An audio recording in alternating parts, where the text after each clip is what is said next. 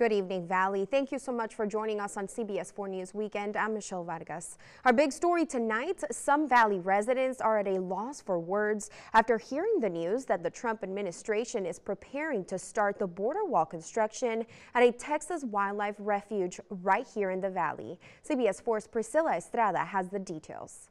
Save Santa Ana! Save Santa Ana! Santa Ana National Wildlife Refuge Center in Alamo could be the location for President Trump's first piece of border wall, and Valley residents are fighting back. I think the fact that they're targeting Santa Ana is probably meant as a gut punch. You know, it's basically saying we're going to destroy the most precious natural habitat that you have left. The 2,000 square foot federally owned refuge center has already endured some changes. According to news magazine The Texas Observer, for at least 6 months, private contractors have been preparing the wildlife center's levee system for a border wall. Because you need to know that to know what kind of foundation the slab would require. We asked environmental organization the Lower Rio Grande Valley Sierra Club to take us to see the changes firsthand.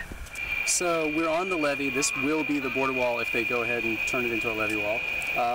This stake was driven sometime this week. There were crews that were drilling into the levee.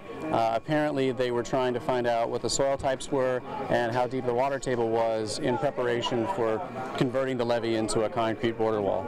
The Sierra Club rallied with residents Sunday all across the valley, encouraging people to sign postage cards addressed to Senator John Cornyn, asking him to stand up for South Texans and protect the refuge center from President Trump's border wall. So they're going to have a lot of machinery coming in here. They're going to be taking down trees. They're going to basically, like, all the noise machinery creates, and it's basically disrupting the environment, like all the birds. Like, they need to have a tranquil environment.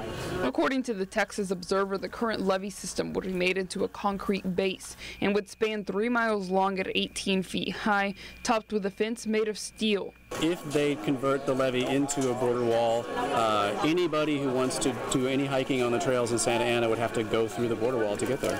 In Alamo, Priscilla Estrada, CBS 4 News and ValleyCentral.com.